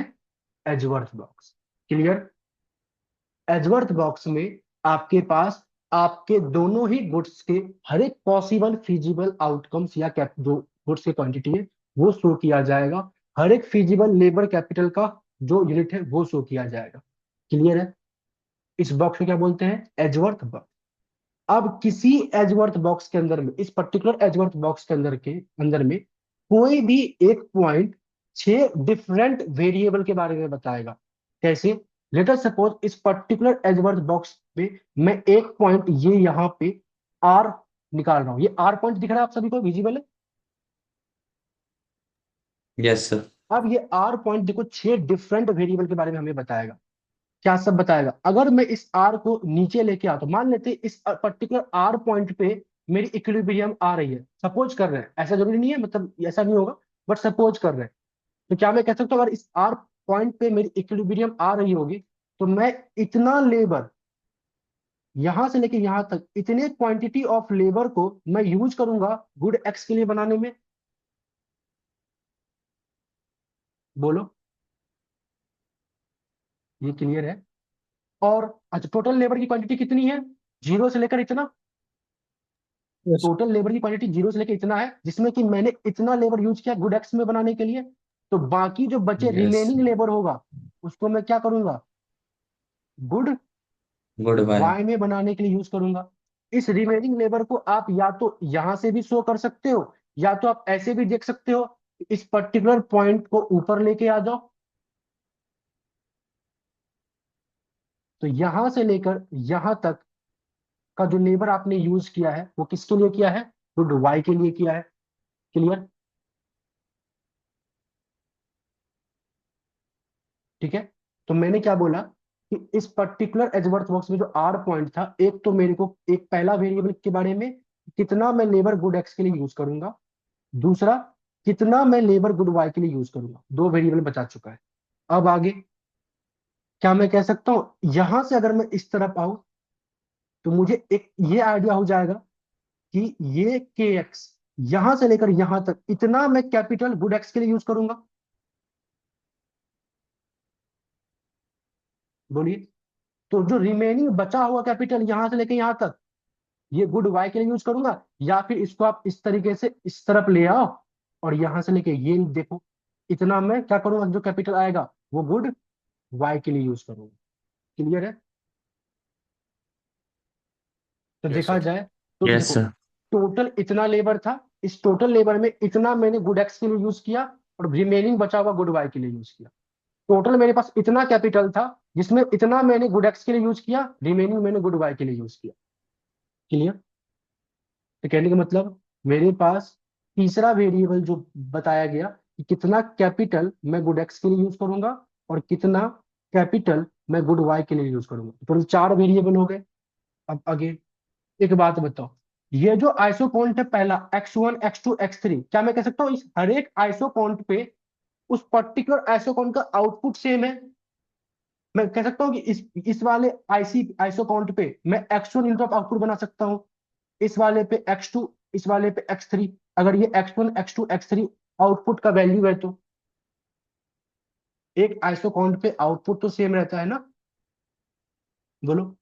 तो क्या मैं कह सकता हूँ इस yes sir. Particular R point, ये अगर आर पॉइंट गुड एक्स के इस वाले आइसोपॉइंट पे लाई करता है, और गुड वाई के इस वाले आइसोपॉइंट पे लाई करता है, तो कहने का मतलब इतना लेबर एंड कैपिटल को यूज करके मैं क्या बना रहा हूँ? गुड एक्स का x2 यूनिट और गुड वाई का y2 unit. Clear? Yes sir. Good x का x2 यूनिट में बना रहा हूँ, और इस वाले डायग्राम को मैं रिमूव कर दूंगा, क्योंकि ये अब काम का नहीं है। और गुड वाई का मैं y2 यूनिट बना रहा हूँ। तो एक सिंगल एजवर्थ बॉक्स आपको 6 डिफरेंट वेरिएबल के बारे में बता रहा है। क्लियर है? अब तक समझ अच्छा में आ गया? आपको दोबारा से आप जब वीडियो देखोगे खुद से अपने हाथ से बनाओगे तो और अच्छे से समझ में आएगा। ठीक है, चलिए। लेकिन हमें क्या बोला गया था कि जो इक्विलिब्रियम कंडीशन है, मतलब प्रोडक्शन में एफिशिएंसी तब आएगी जब एमआरटीएस ऑफ एक्स और एमआरटीएस ऑफ वाई आपस में इक्वल होंगे। अच्छा, एमआरटीएस ऑफ एक्स क्या है? Iso count of good x, मतलब गुड एक्स का प्रोडक्शन फंक्शन, उसका स्लोप। यस और एमआरटीएस ऑफ वाई क्या है? गुड वाई के प्रोडक्शन फंक्शन का स्लोप। कंडीशन क्या कहता है कि जब गुड एक्स के प्रोडक्शन फंक्शन का स्लोप और गुड वाई के प्रोडक्शन फंक्शन का स्लोप आपस में इक्वल होगा, तब जाके हमारे प्रोडक्शन में एफिशिएंसी आएगी। अब बताओ, किसी भी दो फंक्शन का स्लोप आपस में इक्वल कब होते हैं? जब वो दोनों फंक्शन और दोनों फंक्शन का कर्व टेंजेंट हो आपस में। क्लियर? Yes sir. तो क्या आप लोगों को इस एजवर्थ बॉक्स में कहीं पे भी कोई टेंजेंट दिख रहा है? बोलो। नहीं दिख रहा नो होगा। सर। नहीं दिख रहा। तो कहने का मतलब इस वाले में मेरे को कहीं पे भी क्या बोला? टेंजेंसी नहीं मिली। मतलब ऐसा कोई पॉइंट नहीं दिख रहा है जहां पे क्या है, एमआरटीएस ऑफ एक्स और एमआरटीएस ऑफ वाई आपस में इक्वल है। अच्छा ठीक है, अब एक नया एजवर्थ बॉक्स और बनाते हैं। पहले तो मैं हम लोगों ने एजवर्थ बॉक्स सीखा कि बनता कैसे है। अब एजवर्थ बॉक्स और एक और बनाते हैं, क्योंकि आप तो सीख चुके हैं तो बना सकते हैं ना आराम से। तो मैंने बोला ये ओरिजिन है गुड एक्स के लिए,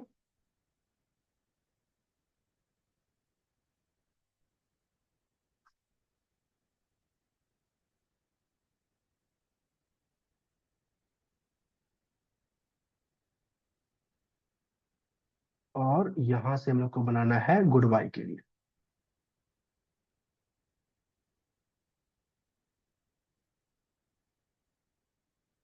चलिए, सो वो ओरिजिन था गुड एक्स के लिए और ये ओरिजिन था गुड वाई के लिए, जहां पे गुड एक्स के करॉस्पॉन्ड में इस तरफ लेबर और इस तरफ कैपिटल दिख रहा है। गुड वाई के करॉस्पॉन्ड में लेबर और यहाँ पे कैपिटल दिख रहा है। क्लियर है? अब मैंने बनाया यहाँ पे एक आइसोकॉन गुड एक्स का, that is x1, good x का x2, x3, y1, y2, y3। दिख रहा है आप लोग को ये? क्या मैं कह सकता हूं आज एक पॉइंट ये लेटर सपोज आर, एक पॉइंट ये लेटर सपोज एस, एक पॉइंट ये लेटर सपोज टी। हमारे पास एक सिंगल एजवर्थ बॉक्स में तीन डिफरेंट ऐसे पॉइंट निकल गए जहां पे कि एमआरटीएस ऑफ एक्स और एमआरटीएस ऑफ वाई वो तीनों इक्वल है। यस बोलो। सर। तो क्या मैं कह सकता हूं कि एक एजवर्थ बॉक्स में जो प्रोडक्शन वाली एफिशिएंसी वाली कंडीशन थी वो तीन डिफरेंट पॉइंट पे फुलफिल हो रही है। अब इन तीन डिफरेंट पॉइंट में मैं कौन सा पॉइंट लूंगा ये भी तो डिसीजन करना पड़ेगा। समझ रही हो मेरी बात को? तो मेरे एजवर्थ यस बॉक्स सर। में या तो ऐसे भी पॉइंट मिलेंगे जहां पे एक भी आपके पास, अच्छा एक और डायग्राम आप चाहो तो बना सकते हो। ये मान लेते हैं x4 है और ये मान लेते हैं y0 है। तो कहने का मतलब आपके एजवर्थ बॉक्स में ऐसे भी पॉइंट मिलेंगे जहां पे कि एमआरटीएस ऑफ एक्स और एमआरटीएस ऑफ वाई नहीं है इक्वल, और एक से ज्यादा पॉइंट आपको मिल सकते हैं जहां पे एमआरटीएस ऑफ एक्स और एमआरटीएस ऑफ वाई आपस में इक्वल है। कोई एक रहता तो हम बोल देते कि वही मेरा क्या है, इक्विलिब्रियम है, और वहीं से हम लेबर, कितना लेबर एक्स को लेंगे, कितना लेबर वाई को लेंगे, कितना कैपिटल एक्स को लेंगे, कितना कैपिटल वाई को लेंगे, पता चल जाता। लेकिन एक से ज्यादा मेरे को वो पॉइंट दिख गया।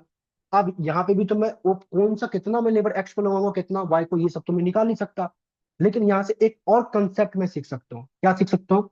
कहता है कि वो सारे पॉइंट्स, वो सारे ऑल दी लोकस पॉइंट जहां जहां पे एमआरटीएस एक्स और एमआरटीएस वाई, मतलब एमआरटीएस ऑफ एक्स और एमआरटीएस ऑफ वाई आपस में इक्वल है, क्या मैं कह सकता हूँ ये आर पॉइंट है, एस पॉइंट है, टी पॉइंट है? यस बोलो। सर। उन सभी पॉइंट को मिलाकर जो मैं एक लाइन ड्रॉ करूंगा, वो लाइन किसी भी शेप का हो सकता है, स्ट्रेट भी हो सकता है, कुछ भी हो सकता है, स्ट्रेट लाइन भी हो सकता है, कर्वेचर भी हो सकता है, वो कैसा होगा मैं आपको बताऊंगा। इस पर्टिकुलर लाइन को हम लोग बोलते हैं कॉन्ट्रैक्ट कर्व। एक नया आपने अभी कंसेप्ट सीखा, दैट इज कॉन्ट्रैक्ट। अब अगेन रिपीट करते हैं, कॉन्ट्रैक्ट कर्व क्या होता है? कॉन्ट्रैक्ट कर्व पे हमारे पास वो सारे पॉइंट्स को लेकर हम ज्वाइन करके बनाते हैं जिस पर्टिकुलर पॉइंट्स पे हमारा MRTS ऑफ एक्स और MRTS ऑफ वाई, मतलब कि जो इक्विलिब्रियम कंडीशन होती है वो मीट हो रही होती है। क्लियर? बोलो क्लियर है? यस। चलिए, अगर ये क्लियर है तो जो मैंने अभी आपको डेफिनेशन बताया है ना, ये डेफिनेशन कॉन्ट्रैक्ट कर्व का तभी तक वैलिड होगा जब तक कि दोनों ही गुड्स के जो प्रोडक्शन फंक्शन है वो सेम रहे। कहने का मतलब ये, अभी मेरे पास गुड एक्स का भी प्रोडक्शन फंक्शन क्या था? Downward sloping convex. Good Y का भी क्या था? Downward sloping convex. अगर कोई भी एक का डाउनवर्ड स्लोपिंग कॉन्वेक्स ना होकर कुछ और रहता तो फिर कॉन्ट्रैक्ट कर्व का कोई यहाँ पे डेफिनेशन जो मैंने आपको बताया वो काम करना बंद कर जाता और कॉन्ट्रैक्ट कर्व कुछ ऐसा बनता भी नहीं। क्लियर? तो जब जब दोनों ही गुड्स के जो भी आपके ओरिजिन पे गुड्स लगे हुए हैं उन दोनों के प्रोडक्शन फंक्शन का नेचर सेम रहेगा, जैसे कि इस केस में ये भी डाउनवर्ड स्लोपिंग कॉन्वेक्स है, डाउनवर्ड स्लोपिंग कॉन्वेक्स है दोनों, इट मींस कि ऑन दैट टाइम जो मैंने कॉन्ट्रैक्ट करके आपको डेफिनेशन बताया कि वो ऑल दी लोकस पॉइंट जहां पे कि MRTS ऑफ एक्स और MRTS ऑफ वाई आपस में इक्वल हो रहे उसको बोलते हैं हम लोग कॉन्ट्रैक्ट कर। क्लियर?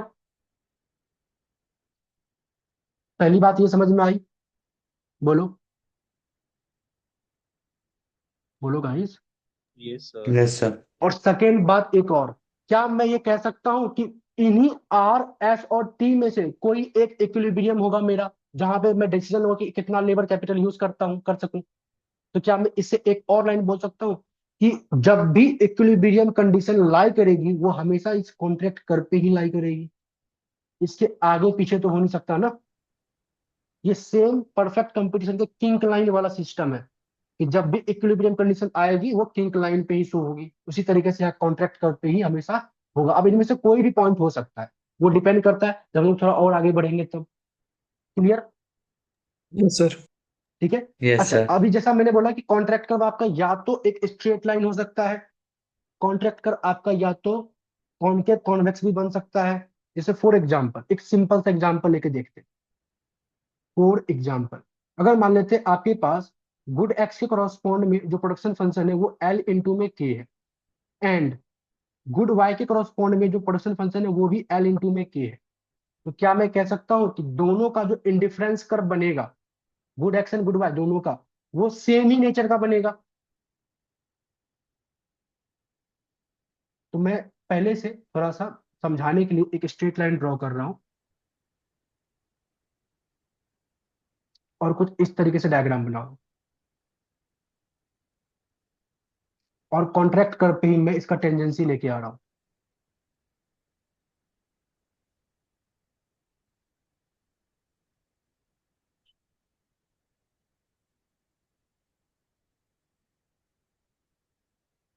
क्लियर है ये? इसका बेसिक मतलब ये है कि जब दोनों का, ये दोनों फंक्शन सेम है तो दोनों का ये डायग्राम आइसोपॉइंट भी तो सेम ही बन रहा होगा। तो एक का ये सेम बन रहा है, इसी को पलट दोगे वो सेम ही पॉइंट पे तो कट करेंगे और एक स्ट्रेट लाइन ही तो ड्रॉ होगा। क्लियर? Yes sir. तो यहाँ पे हमारे पास कॉन्ट्रैक्ट कर क्या बना? Straight line. कॉन्ट्रैक्ट कर स्ट्रेट लाइन बना है। लेकिन अगर मान लेते हैं गलती से आपके पास दोनों प्रोडक्शन फंक्शन अलग अलग रहता लेकिन नेचर दोनों का सेम होता, बस अलग अलग फंक्शन है, मतलब कि क्यू ऑफ एक्स है L स्क्वायर इंटू में के, एंड क्यू ऑफ वाई है L इंटू में के स्क्वायर। क्या मैं कह सकता हूँ दोनों का नेचर तो सेम है, बस फंक्शन अलग अलग है? तो अगर आप सभी एग्री करो तो क्या मैं कह सकता हूँ जब मैं इसका नॉर्मल एक सिंगल बनाऊंगा एक्सिस पे तो कुछ ऐसा बनेगा, ये रहेगा मेरे पास लेटर सपोज लेबर, ये रहेगा कैपिटल और ये ओरिजिन है, तो लेबर पे स्क्वायर है तो ये थोड़ा सा लेबर की तरफ स्टीपर बनेगा आईसी, कुछ ऐसा। और जब मैं इसको ड्रॉ करना चाहूं, ये रहा L, ये रहा के, ये जीरो, यहाँ पे के पे स्क्वायर है, ये कैपिटल की तरफ थोड़ा स्टीपर रहेगा। ये जो सीखा था ना क्वाजी कॉनकेव, याद करो। फिर क्वाजी लीनियर वाला जो डायग्राम था वहाँ यस सर। स्टीपर फ्लैट इसी तरीके से तो करते थे आप। यस सर, अब जिसमें प्रेफरेंस हाँ, ज्यादा होता था। बिल्कुल बिल्कुल।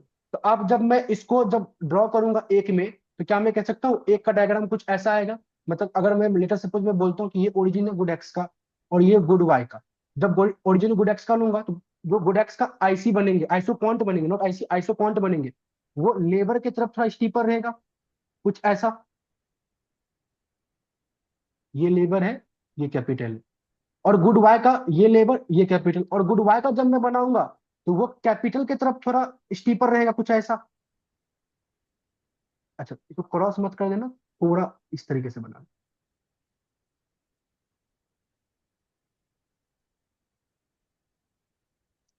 और इस टाइम पे ये पॉइंट, ये पॉइंट, ये पॉइंट को मिलाकर जब डायग्राम बनाओगे, ड्रॉ करोगे, वो कुछ इस फॉर्म में जाएगा।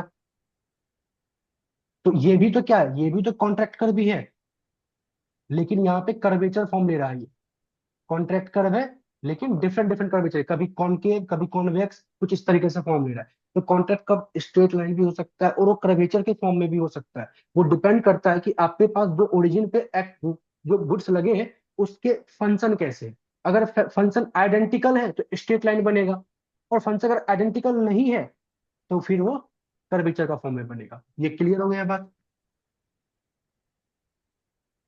यस बोलो सर। गाइस, यहाँ पे ये क्लियर है? Yes sir.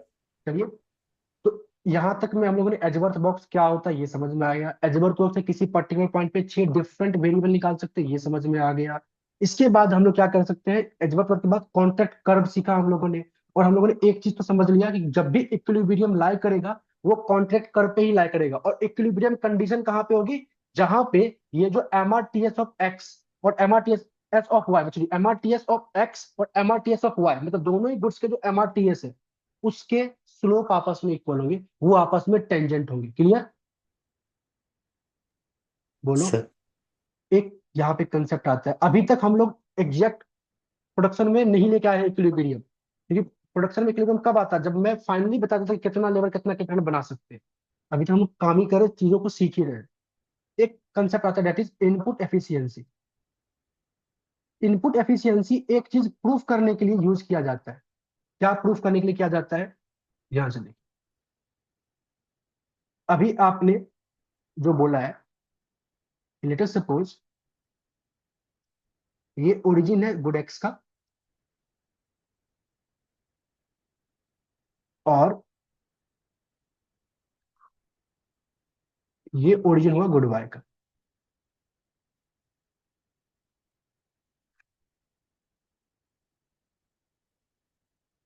कुछ इस तरीके से। चलिए, ये गुड बाय का ओरिजिन है, ठीक है। अभी आपने बोला लेटर सपोज ये लेबर है, यहाँ पे कैपिटल है, गुड बाय के लिए ये लेबर है, ये आपने बोला कैपिटल है। और आप कहते हो कि ये, मान लेते हैं गुड एक्स का एक आइसोकाउंट है x1 और ये गुड वाई का एक आइसोकाउंट है y1, कुछ इस तरीके से। आप बोलते हो कि इस पर्टिकुलर पॉइंट पे ना, मतलब इसमें कहीं पे भी इक्विलिब्रियम नहीं आ रहा। मैं मान लेते कोई बोलता कि जहां पे ये दोनों आपस में कट कर रहे हैं, सपोज ये पॉइंट आर है, क्या ये इस आर पॉइंट पे इक्विलिब्रियम है, आप ऐसा मान लेते सपोज कर रहे हो, ठीक है। हम लोग बस देखना चाहते हैं कि इस आर पे इक्विलिब्रियम, मतलब कई बार आपसे हो सकता है कि हमने 2 नंबर में बोले कि प्रूफ करो या बताओ कि क्यों टेंजेंसी से ही इक्विलिब्रियम आएगा, क्यों एमआरटीएस ऑफ एक्स और एमआरटीएस ऑफ वाई आपस में इक्वल होंगे तभी इक्विलिब्रियम आएगा, उसके अलावा क्यों नहीं आ सकता। तो वो बात हम लोग समझ रहे हैं, तो उसको एक कंसेप्ट से हम लोग डील करते हैं। एक बात बताओ, क्या इसके बीच में मैंने एक इस तरीके से शेड किया है, ध्यान से देखिएगा। ये जो मैं शेड कर रहा हूं ना, इसको हम लोग बोलते हैं, इस पर्टिकुलर शेड को बोलते हैं लेंस शेप और लेंस रीजन। लेंस रीजन कहता क्या है एग्जामिनर या ऑथर आपका, कि अगर आप किसी पर्टिकुलर पॉइंट को बोल रहे हो कि वो इक्विलिब्रियम कंडीशन है, तो वो इक्विलिब्रियम तभी होगा जब उस पर्टिकुलर पॉइंट के कॉरस्पॉन्ड में किसी भी तरीके का कोई लेंस शेप ना बन रहा हो। अगर इस आर पॉइंट के कॉरस्पॉन्ड में ये लेंस शेप बन रहा है, मतलब दो आइसोकोन के कॉरस्पॉन्ड में एक लेंस शेप बन रहा है, तो कहने का मतलब ये इक्विलिब्रियम कंडीशन नहीं हो सकता।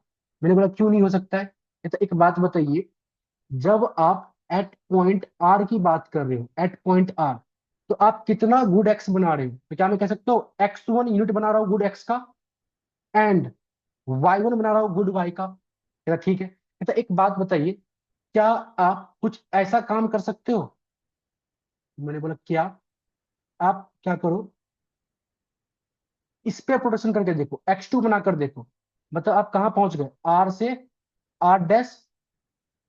आप बताओ मेरे को एट पॉइंट r डैश पे, एट पॉइंट r डैश पे आप कितना गुड बना सकते हो y का। स्टिल क्या मैं बोल सकता हूँ r डैश वाला पॉइंट इस y1 वाले आइसो काउंट पे है, तो इतने लेबर एंड कैपिटल कॉम्बिनेशन से मैं इस y1 आउटपुट को बना सकता हूँ अभी भी। जब मैं x की बात करूं तो x कितना बना सकता हूं, सिंस r डैश वाला जो पॉइंट है आज वो हायर आईसी पे इन करस्पॉन्ड टू गुड एक्स के करस्पॉन्ड पे एक हायर आईसी पे लाई करता है, तो मैं आज गुड एक्स को ज्यादा बना सकता हूँ, x2 बना सकता हूँ। तो अगर आप गुड एक्स को ज्यादा बना सकते हो बिना गुड वाई को कम किए, तो ये पहला वाला आपका कभी एफिशिएंसी हो सकता था, नहीं हो सकता था। क्या पहले वाले में लेंथ से बन रहा था, यस पहले वाले में लेंस से बन रहा था। क्या दूसरे वाले में भी लेंस से बन रहा है, चेक करते हैं। क्या अभी भी मैं लेंस से बना सकता हूं, मैं बता सकता हूँ ये इतना लेंस हो रहा है, देख लो ये बन रहा है। तो यस सर। अगर स्टील लेंस से बन रहा है तो मतलब ये भी आपका क्या है, इक्विलिब्रियम कंडीशन नहीं है। अगर लेंस से बन रहा है तो इक्विलिब्रियम कंडीशन नहीं है। कहता है तब क्या करेंगे, कहता है थोड़ा आप और आगे बढ़ा के देखो। मैंने लेटर सपोज आप थोड़ा और आगे बढ़ा के आप इस पर्टिकुलर पॉइंट पे आ गए, चलो ग्रीन कलर से करते हैं, 1 सेकेंड।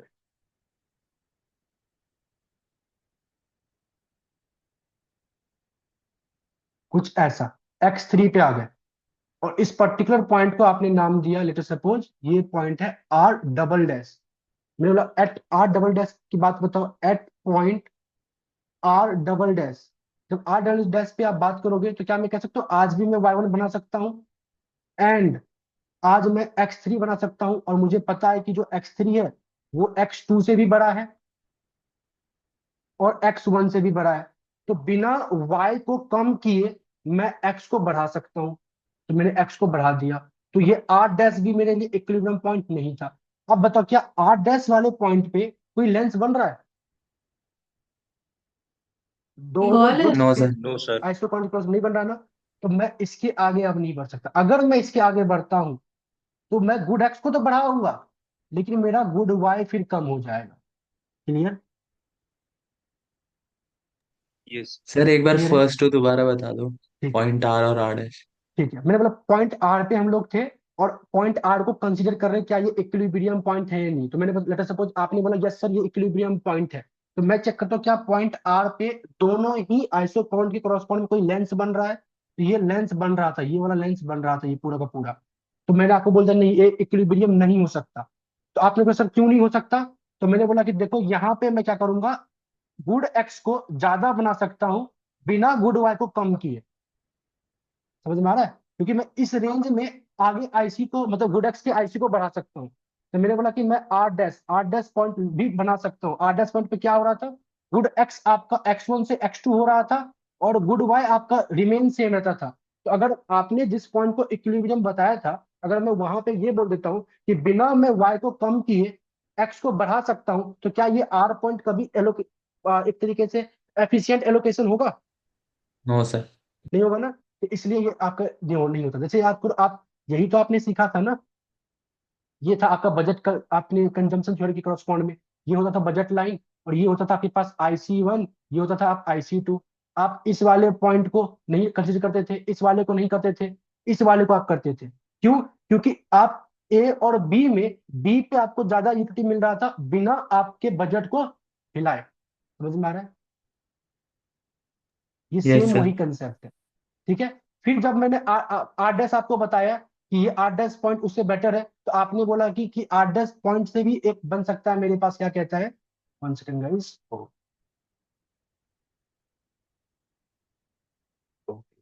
ठीक है, आर डैश पॉइंट पे भी क्या बन सकता है, एक लेंस से बन सकता है। तो कहने अगर लेंस बनेगा तो मैं थोड़ा और आगे बढ़ सकता हूँ, और ये आगे तब तक बढ़ूंगा जब तक कि लेंस बनना बंद ना हो जाए। और किसी भी दो कर्व पे लेंस तब तक बनना बंद नहीं होगा जब तक कि आप उसके टेंजेंसी पे नहीं लाई कर जाओ। जैसे ही टेंजेंसी पे आप लाई कर दे तो आप यहाँ पे कोई लेंस क्रिएट नहीं हो रहा इन दोनों कर्व को मिलाकर। अच्छा, अब इसके आगे अगर आप जाते हो तो फिर आपको ये वाई को छोड़ना पड़ेगा। तो जहां पे टेंडेंसी है वही आपका इक्विलिब्रियम कंडीशन होगा, यही इसका बेसिकली फाइनल आंसर हुआ। तो आपने इनपुट एफिशिएंसी से ये प्रूव कर दिया कि क्यू टेंजेंसी ही जो है आपका इक्विलिब्रियम कंडीशन हो सकता है, क्योंकि टेंजेंसी पे कोई लेंस नहीं बनता, और अगर किसी पर्टिकुलर पॉइंट पे लेंस से बन रहा है तो वो कभी भी इक्विलिब्रियम नहीं हो सकता, क्योंकि अगर लेंस बन रहा है तो एक प्रोड्यूसर के पास एक ऑप्शन रहेगा, वो किसी एक गुड्स के प्रोडक्शन को बढ़ा सकता है बिना दूसरे गुड्स को कम किए। क्लियर है? बोलो गाइस, यहाँ तक यस सर। क्लियर? चलिए, यहाँ तक क्लियर है। तो अभी भी हम लोगों ने एफिशिएंसी नहीं लाया है इक्विलिब्रियम पे। अभी तक मुझे पता नहीं चला कि प्रोडक्शन में एफिशिएंसी कब आएगा, लेकिन हाँ इतना पता चल गया कि प्रोडक्शन में एफिशिएंसी के लिए क्या कंडीशन लगेगा, वो कंडीशन हम लोग निकाल चुके हैं। इस कंडीशन के हेल्प से हम लोगों ने एजवर्थ बॉक्स किसको कहते हैं वो समझ चुके हैं। एजवर्थ बॉक्स के बाद हम लोगों ने कॉन्ट्रैक्ट कर किसको कहते हैं वो समझ चुके हैं। और क्यू टेंजेंसी मतलब वो कंडीशन फुलफिल होनी चाहिए, वो भी हम लोगों ने समझ लिया है। और साथ साथ में कॉन्ट्रैक्ट कर्व आपका स्ट्रेट लाइन भी हो सकता है, कर्वेचर भी हो सकता है, वो भी हम लोगों ने समझ लिया। हम लोग आज की क्लास में इतना ही करेंगे। जो प्रोडक्शन आपका इक्विलिब्रियम पे लेके आना है वो हम लोग नेक्स्ट क्लास में करेंगे। अभी फिलहाल आप लोगों का काम क्या है कि जितना आपने आज की क्लास में सीखा है पढ़ा है उसको अच्छे से रिवाइज करना, और जो भी डायग्राम बन रहा है एजवर्थ बॉक्स वाला उसको खुद से प्रैक्टिस करना। क्लियर है? Yes sir. चलिए ठीक है। तो अब जो नेक्स्ट क्लास हमारा जो भी होगा माइक्रो का, वो सिर्फ और सिर्फ पेड स्टूडेंट के साथ होगा। और आप में से कोई बच्चा या फिर जो यूट्यूब पे अभी बेसिकली क्लासेस देखेंगे उनको अगर रजिस्टर कराना है तो आप 6203360410 इस नंबर पे आप व्हाट्सअप करके पेमेंट डिटेल्स, फी डिटेल्स, जो भी चाहिए आप डिटेल्स ले सकते हैं। फिलहाल के लिए मैं रिकॉर्डिंग को पॉज कर रहा हूँ, और आप में से किसी को कोई भी डाउट हो तो आप पूछ सकते हो।